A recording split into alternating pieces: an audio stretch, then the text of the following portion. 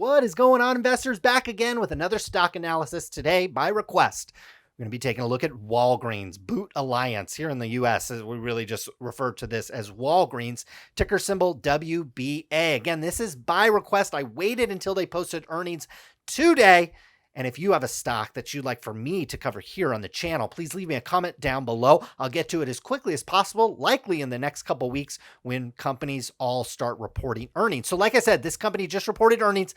The street did not like what they saw, and we'll get into it. This is a really interesting, even if you're not interested in Walgreens, you're only kind of interested in Walgreens. I think this is really interesting what happened here, and I think it might be a preview of what's to come in the next 2 to 3, call it even 4 weeks of earnings, and it might be a little bit of a warning sign that if a company like Walgreens, I'll show you, we'll go through the press release. There's some interesting stuff here. We'll go through the financials. We'll take a look at sales. We'll take a look at net income. We'll take a look at the balance sheet. I'll be honest with you. Once we go through all that, I think you're going to be a little bit surprised on why this stock sold off 7% in the day. Okay, this is a stock that pays a dividend, and they actually just raised it. If you look in the press release, they actually raised it to $1.87 per share. So they actually raised the dividend by about 2%. So that's an interesting move. And so this yield this is probably not up to date. It's probably a little bit higher than that. Yeah, so they have the dividend here at $1.83. It's actually at $1.87 now. So the dividend's higher, but this stock is retesting its 52-week lows that it saw back probably in the March timeframe, or maybe even last month or so.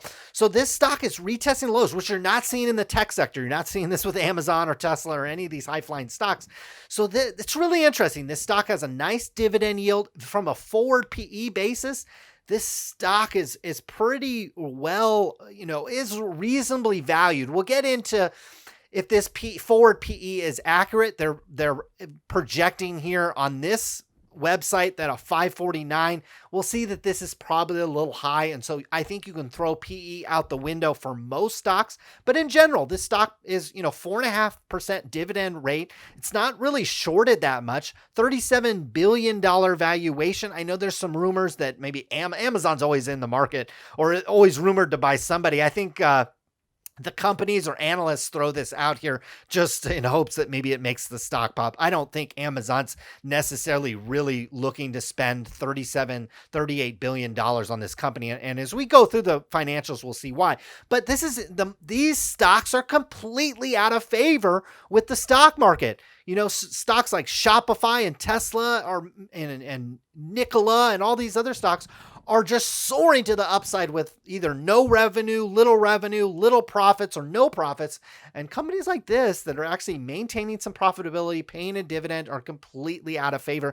I think at some point that shifts, but today it certainly did not. We see that the company sold off, this says 3%. It actually was closer to 7%. They boosted the dividend, as we talked about. They also fired 4,000 people. So sorry about that if you lost your job, but as an investor, that tends to be a positive because they will reduce some cost going forward. Now, the other interesting thing here is $2 billion impairment charge to the UK business, really related to the virus. But this was non-cash, and as we go through the cash flow statement, we'll kind of see evidence of that as well. Now, this company did guide 465 to 475, but you got to read really carefully. This is adjusted EPS. As we get into this earnings here, I'll show you for 9 months. Here's 9 months ended May 31st. Here's 2020. They have made 9 cents for the year on a GAAP basis, generally accepted accounting principles. So from a GAAP basis, they are not making a lot of money, but they are going to show you this adjusted number. And a lot of times, I don't like to pay attention to this, but I think in these special situation, you could pay attention to it because there are a lot of non-cash charges here, particularly this $2 billion charge that'll get adjusted out on this EPS number. Just wanted to point that out. Let's jump into the financials. I think you really want to see these. So sales, this is really interesting. So 3-month ended here, 9-month ended here, 1920.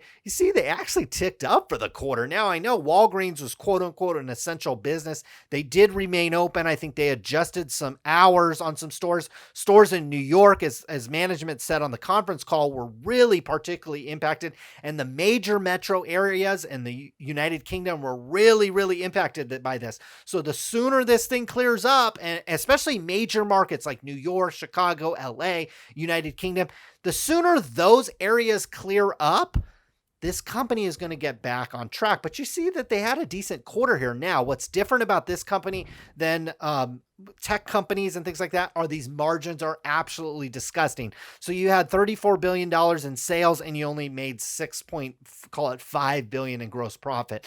You know, that's not, when you're comparing this to Adobe or Microsoft or Google or Apple, it's not very good margins at all. And you see here, when you have those slim of a margins, and then you have a tough quarter where you got to give employees some bonuses, you've got to clean your stores a little bit more, which is exactly what management said they had to do.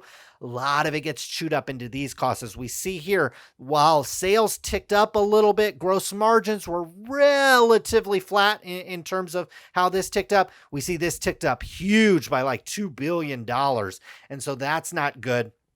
And some of it is related, most of that is related to the virus. And so that led to a net loss down here of $1.7 billion in comparison to a $1 billion net income or net profit in the previous period. We see for the 9-month ended here, we've got a similar story, pretty flat earnings, pretty flat from a margin perspective, but this selling and general administrative ticked up quite a bit, and we went from earning 3.3. Looks like this company consistently made about $1 billion a quarter, so about a $4 billion run rate. Maybe we'll give them credit, maybe even for $5 billion. So at, a $40 stock, it's not completely out of whack when the normalized earnings come back, if that's what you think is going to happen. For the 9 months ended, they made only $83 million because there's a lot of costs that get chewed up in here. And so from a GAAP basis, they're only earning 9 cents. So that's a problem. If you only earned 9 cents per share and your dividend rate just went to $1.87 per share, that's a problem. And so maybe there's some investors that are kind of nervous about that and kind of seeing if things will continue. Now, from an asset side, you see this company that they did lose quite a bit of money. One thing I want to show you really quick before we get to the balance sheet. Want to jump into this cash flow statement. Now, again, this stock traded off 7%, but really interesting here. So here's this $2 billion impairment charge I talked about. That's not cash. Depreciation and amortization, not cash. Stock-based compensation, although it's not very much, is not cash. The bulk of this expense here is non-cash. And so we see here, 9 months ended May 31st, 2019, cash flow went from $3.2 billion to up to almost $3.4 billion. So cash flow actually improved from an operating perspective. Now, that's not the full story. We got some investing activities. So we had some cash flow exit the company here. Cash flows from financing activities. We've got some debt that was issued and then repaid. So probably refinanced.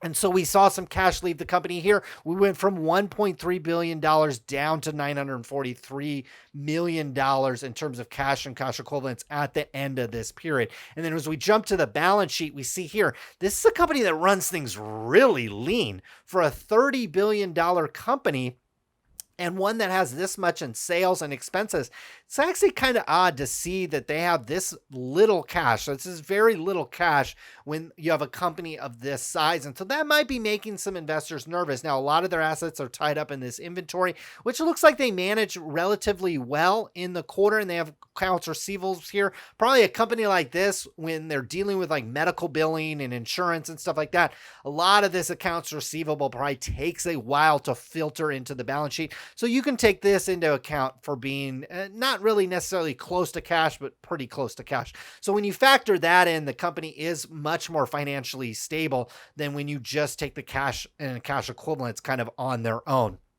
Now, moving to the liability side, like I said, they have this debt that is looming here. We've got short-term debt. Looks like that's got paid off a little bit, but it's not that great when your liabilities tick up as much as they did here. Take a look at this. Look at that number, how much that ticked up. You did have it see it tick up here as well, so something's getting balanced out there. Now, can this company survive? Is this company worth buying? You know what? This is one I think you look at. This has almost 100,000 followers on this website, which is a lot. So there's a lot of people following this stock. This is a company that's been around a long time. We see all this demand for shares here in this $30 to $40 range. Again, these stocks are completely out of favor. Stocks with kind of, in normal times, pretty consistent cash flows, consistent dividend, relatively, reasonable valuations from an earning perspective and from a sales perspective. But these stocks are completely out of favor. Now, I think that will change at some point. When it does, I don't know. But I'm not necessarily going to give you the green light to buy Walgreens, but I certainly wouldn't blame you if that was a strategy that you wanted to play right now. That instead of chasing the hot tech sector, chasing the Amazons and the Pelotons and the Beyond Meats and the Nikolas and the Neos and all the electronic cars, if you didn't want to chase those, I certainly don't blame you. I'm certainly not doing that as well. And you wanted to dip your toe into a consistent dividend paying stock, one that's probably going to be around for the long term. If you are very hopeful, as most people are, and certainly I am, that things will start turning around. Things might get worse before they get better, but one day things are going to be getting better. And I think as we sit here a year from today, I think things are going to be a lot better across the world. At least I'm crossing my fingers and knocking on wood for that. And so if that's the case, I think stocks like Walgreens probably have quite a bit of upside. Maybe not quite a bit of upside, but definitely have some upside. And you probably have a little bit of a margin of safety here as things start to get better. Stores like this, are not going to go away like maybe some retailers that we see out here. So I'm not super impressed by Walgreens from kind of a balance sheet perspective, but from a cash flow perspective, this company is still firing on all cylinders. A lot of the negative stuff in the quarter was related to non-cash stuff that they did.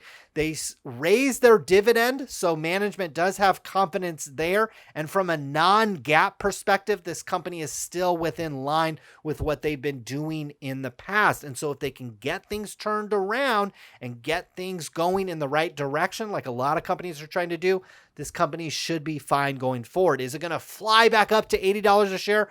I don't think so. I don't think this is this kind of business, but is your downside really much lower than, say, $25, $26 a share?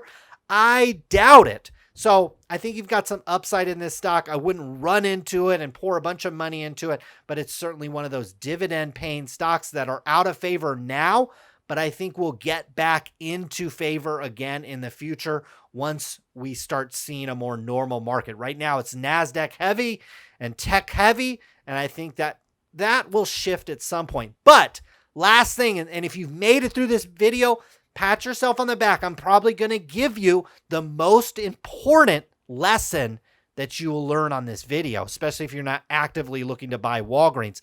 The fact that this stock had positive cash flow, looked really good from a cash flow perspective, looks good from a dividend perspective, looks good that a lot of these charges were non-cash. This stock sold off 7% and is selling off even more in the after hours.